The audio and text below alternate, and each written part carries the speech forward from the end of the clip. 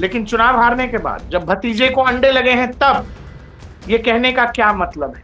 खून के पीछे पाकिस्तानी आईएसआई की ढाका सेल, वो इसके साथ मेन कॉन्स्पिरेटर थे पाकिस्तानी आईएसआई। गोली लगने के बाद पहले इन लोगों ने कोशिश की, आईएसआई ने, कि ये दोनों खूनी को पाकिस्तान भेज देंगे। कई दिन बाद बांग्लादेश के साथ जो मेघालय बॉर्डर में इसको भारत घुसा दी और उसको रिसीव किया है अभिषेक बैनर्जी के तृणमूल कांग्रेस के कोई एक मीडियम लेवल के लीडर ने। बांग्लादेश ने लगातार कहते रहा कि ये खूनी भारत के अंदर है, पकड़ो।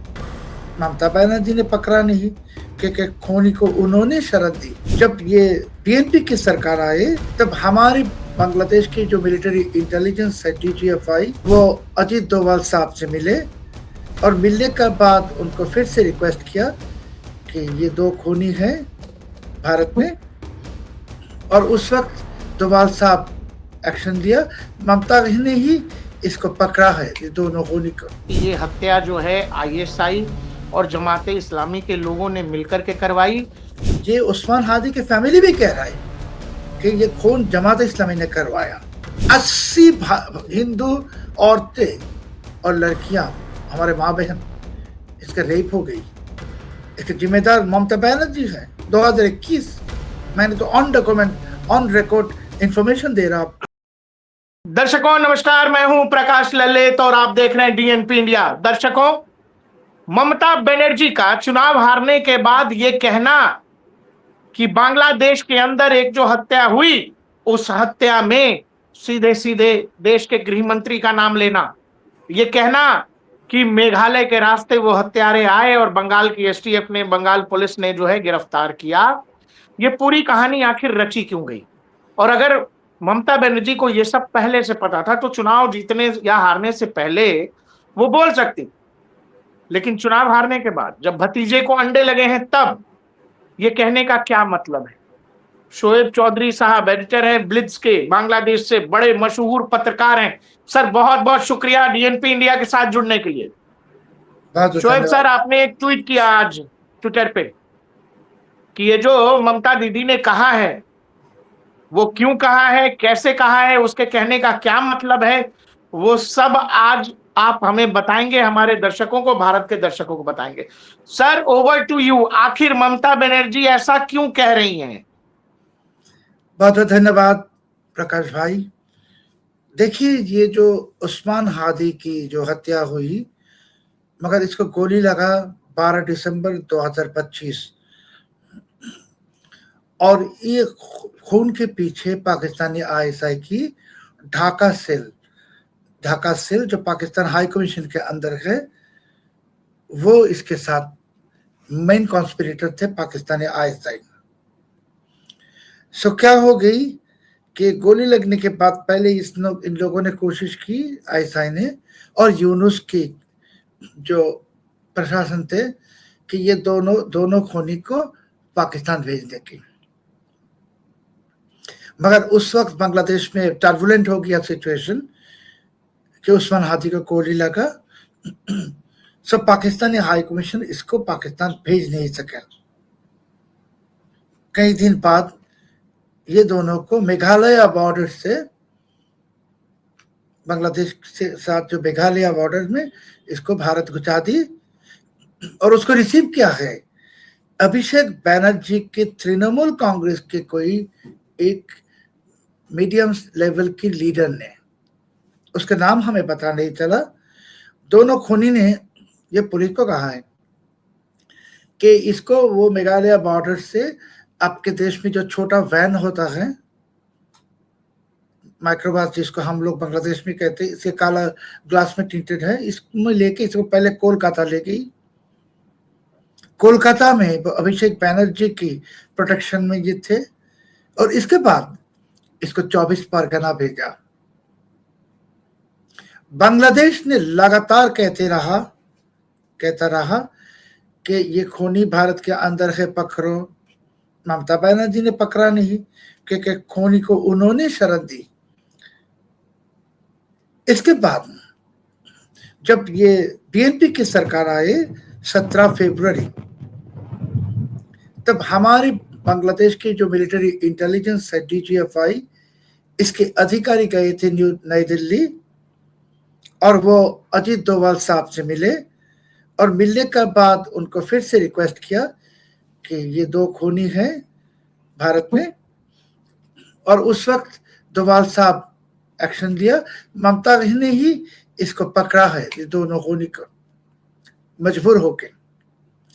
मगर ममता को पता है कि ये दोनों खूनी ने ये अरेस्ट होने के बाद क्या कहा कि ये अभिषेक बैनर्जी के नाम सब कुछ, ये तो ममता को पता है। अभी जो आप जिस स्टेटमेंट के बारे में जिक्र किया कि ममता बनर्जी भारत की गृह मंत्री श्री अमित शाह साहब के नाम लिया, और भी एक बात कहा कि उसके पास बहुत सीक्रेसी है, ममता के पास खुफिया, और कहा बहुत कि सारा ये सीक्रेसी है, कितनी बात मैं बोलूंगी, बहुत सारी बात है। अगर है तो बांग्लादेश में एकदम टर्बुलेंट हो जाएगा, आग लग जाएगा, ये ममता ने कहा। ममता बनर्जी की ये स्टेटमेंट की सिर्फ 5 घंटे में उस्मान हादी की बड़े भाई शरीफ ओमर हादी, जो इसी वक्त बांग्लादेश की जो असिस्टेंट हाई कमीशन है बर्मिंघम में, वहां सेकंड सेक्रेटरी है, इसको यूनुस ने ही भेजा था। उसने एक स्टेटस दी फेसबुक में, और उस स्टेटस में उसने कहा कि उस्मान हादी के मर्डर की प्लॉट तैयार करने में जमाते इस्लामी की अमीर के PS के हाथ थे। और इसके 10 मिनट बाद उसने और एक पोस्ट किया फेसबुक में, और उसने कहा कि उस्मान हादी के ये जो खून हुआ इसके पीछे यूनुस की प्रशासन, डायरेक्टली कहा इसने, यूनुस की प्रशासन, PNP के कई MP मिनिस्टर और जमात इस्लामी के हाथ है।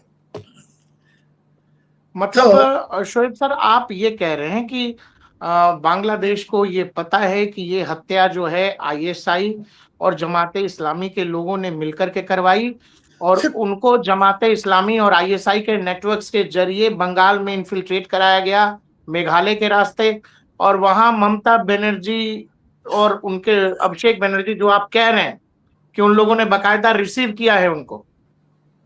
जी, और एक और बात है कि ये बांग्लादेश की सिर्फ बात नहीं, ये उस्मान हादी की फैमिली भी कह रहा है कि ये खून जमात इस्लामी ने करवाया। और एक इंफॉर्मेशन आपके साथ में शेयर करना चाहता हूं, आपकी इजाजत लेके, कि 2009 साल में जब शेख हसीना की सरकार आई, उस वक्त जो वॉर क्रिमिनल्स की विचार शुरू हुआ, ट्रायल शुरू हुआ, उस वक्त जमात इस्लामी के एक लीडर मौलाना अबुल कलाम आजाद, इसके खिलाफ वारंट इशू हो गई। अभी तो ये मुनासिब नहीं थे कि ये पाकिस्तान भागे, कि आवामी लीग की सरकार, उसको भी यही ममता बनर्जी ने, जब ये त्रिपुरा बॉर्डर से भारत गई, उसको ममता बनर्जी ने शेल्टर दिया, दे के उसको जो लैंड रोड में, ये भारत पाकिस्तान बॉर्डर के जरिए, जम्मू कश्मीर भी हो सकता है या पंजाब, मुझे पता नहीं, उसको पाकिस्तान भेजा। और यूनुस की तानाशाही आने के बाद वही मौलाना अबुल कलाम आजाद पाकिस्तान से ट्रैवल पास लेके कराची से ढाका वापस आए। जो बंदा ढाका से गई ही नहीं, वो पाकिस्तान से वापस आए गए। आने के बाद पता चल गई कि इसको भी ममता बनर्जी ने शरण दिया था। जमात इस्लामी के साथ ममता बनर्जी के रिश्ता आज के नहीं है, या पाकिस्तानी ISI के साथ, इनके साथ रिश्ता बहुत सालों की है, पुरानी रिश्ता है। अभी ममता बनर्जी जो कुछ कहना चाहते हैं, इसकी एक ही वजह है कि ये जो उस्मान हादी के जो खूनी फैसल करीम मसूद और आलमगीर हुसैन, इसने जो बयान दिया पुलिस को कि अभिषेक बनर्जी ने इसको रिसीव किया, लोग तृणमूल कांग्रेस, और आप जानते हैं कि कल मैंने भारत की एक टेलीविजन चैनल में जब ये बात सामने लाया, सो आप देखा है कि तृणमूल के लीडर एकदम गुस्सा हो गया हमारे ऊपर, कहा कि तुम बंगाली बर्बरियन है एक्सेट्रा, कहा है, मगर जवाब नहीं दे सका जो एलिगेशन मैंने कहा। और मैं आपके ये जो टेलीविजन आपका चैनल के जरिए, टीआरपी चैनल के जरिए मैं चैलेंज करता हूँ ममता बनर्जी को, आपका ताकत है, सामने आओ, आके मुझे झूठ साबित करो। मैं कह रहा हूं फिर से, उस्मान हादी के ये खून के पीछे ममता बनर्जी। और फाइनली प्रकाश भाई, और एक इंफॉर्मेशन आपके साथ में शेयर करना चाहता हूं कि 2021 की 26 मार्च जब हम स्वाधीनता की 50 साल मनाए, उसमें शामिल होने के लिए नरेंद्र मोदी जी अनाउंसमेंट दिया, और उसी वक्त बांग्लादेश की हिफाजत इस्लाम नाम के एक संस्था है, ऑर्गेनाइजेशन, कट्टरपंथी, इसने कहा कि मोदी, भारत बांग्लादेश की दुश्मन है और मोदी मुसलमान के हथियारी है, हथियार खूनी है, सो मोदी को बांग्लादेश में आने नहीं देंगे हम लोग, जिहाद है ये। वो अनाउंसमेंट आने के 2 दिन के बाद ममता बनर्जी ने स्टेटमेंट दे दी। वही पार्टी जो भारत के खिलाफ, मोदी जी के खिलाफ, उसको कहा कि तुम्हारे जो ये मूवमेंट, इसके हमारा भी समर्थन है, मोदी को मत जाने दो बांग्लादेश में।